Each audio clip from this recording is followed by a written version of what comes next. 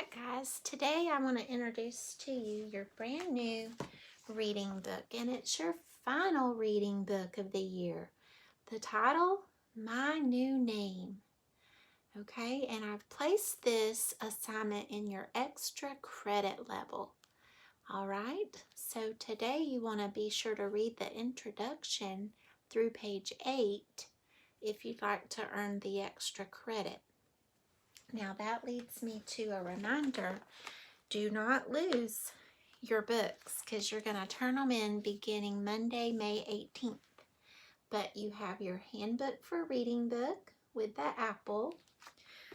Some students have books from reading group time, like Wonders of Imagination, or Growing Up Where Jesus Lived. That's where we had left off as our class reading. And then you were given all kinds of animals that you began during our remote learning. So you should have read through that book and learned about all kinds of animals that God made. Now I moved that to extra credit level. And then finally, today begins My New Name. So just for fun, I always like for you to go on a picture walk when we start a new book. Now, I want you to think about the boy that you see on the front cover. You're going to see the main character appear throughout other reading stories. So even though your book is broken down into 13 chapters, think of it as one continuous story with characters that are the main characters. So in chapter 1, the Merritt House, beginning on page 1, you're going to be thinking about moving to a new place. You know, when you have to move to a new place, it can be scary, maybe because nothing seems familiar.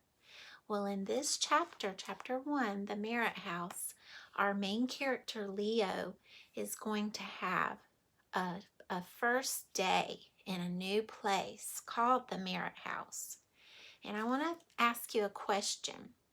I want you to think about why Leo wanted to live in this home. So there's going to be something in this home that makes Leo want to live there. Now here are your main characters.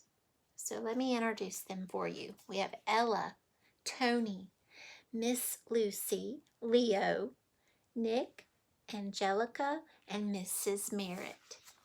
So there you go.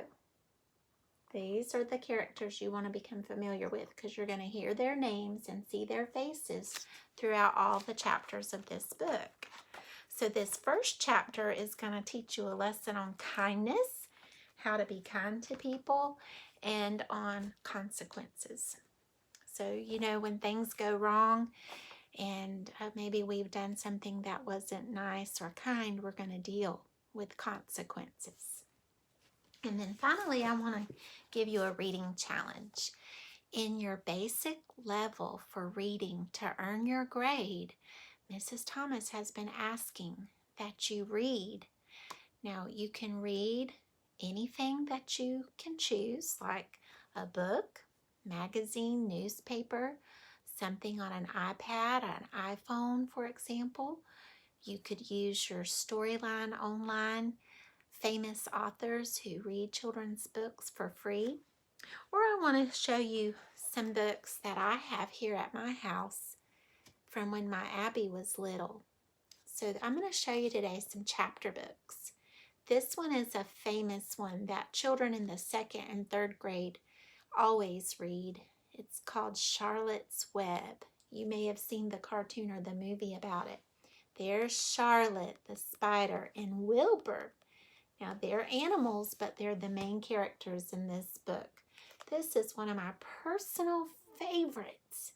Oh, if you could get a copy of Charlotte's Web, you would enjoy it. And then here are some other examples. Maybe you need a smaller chapter book with some pictures. Typically, chapter books do not have very many illustrations. But this one is more of a chapter book for beginners. It's called A to Z Mysteries, The Lucky Lottery. So my Abby used to love reading mystery stories. It was one of her favorite genres. The next one, Magic Treehouse, Games and Puzzles from the Treehouse. This one is a challenge. Do you see where she carved Mama T? I have no idea why she did that, but that's about Miss Thomas. So I don't know why she carved that into her book. But sometimes books will give you games that you can play about the stories you read. And you can see where she did a little activity called Magic Mix Up. Okay. Then sometimes books come in a series. Do you notice the one on the spine of this book? Now, there were about 10 of these Dork Diaries by Rachel Renee Russell. It says, Tales from a Not So Fabulous Life. It made the #1 on the New York Times best-selling series list. Okay, so I think she was reading these in 3rd or 4th grade, maybe even 5th grade. But it was just fun little entries, kind of like a day in the life of a girl and things that happened. So there you go. And then she had all the Diary of the Wimpy Kid books. This one was called Do It Yourself book. Let's see what that one was like. Oh yeah. Oh my goodness. So she had to draw. See, in the book it said, what's in your video games, music, girls, movies, food, sleep, weekends. And then she had to draw the circle. So sometimes books are activities from the stories you read. And then sometimes they're for your reading enjoyment. Now, what did all of these books have in common? Let me show you from this point of view. The spines. What did they all have in common? I showed you 5 examples. You give up? They were chapter books. They were not picture books. You know, this year we spent a lot of our time together in our story time after lunch, and we would read picture books or we would read nonfiction books so that we could learn facts about the world God made and the people. We read biographies where we studied the lives of real people who lived. Remember the Olympic runner, what was her name? Wilma something we read in January or February. We read about her. She was a famous Olympian runner. She ran track, and remember, she was born with problems with her legs. And was it Wilma Rudolph, I believe was her name. It just came to me. So we have read so many kinds of stories. Remember how we did daily news and the daily word of the day. So boys and girls, even though I'm not teaching you reading every day and you're not listening to me read you stories, you still need to be reading. Even if you only could do it for 5 minutes. You could read in your Bible. You could read anything around your house that mom and dad say is okay and appropriate for you to read. But remember, reading gives you knowledge. Knowledge makes you grow and learn, and it allows you to explore. It improves your vocabulary, the words you know. It helps you be a better writer. Reading allows you to use your imagination, and it allows you to go places that you would never be able to go on a normal, ordinary day. And if you've stopped reading over these 2 months that we're at home, then you're really missing out on a blessing, okay?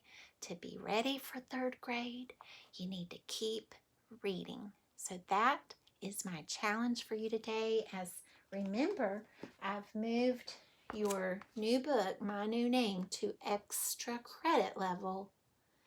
So I was hoping to get you excited and maybe encouraged to do some reading this week. So let me know. Give me a little text, a message, a picture, a video, anything you want to do. Just let me know what you're doing for reading, okay? So I'm going to read tonight, and I hope you will too, especially before bedtime. It helps make you get sleepy. I love you. Mwah.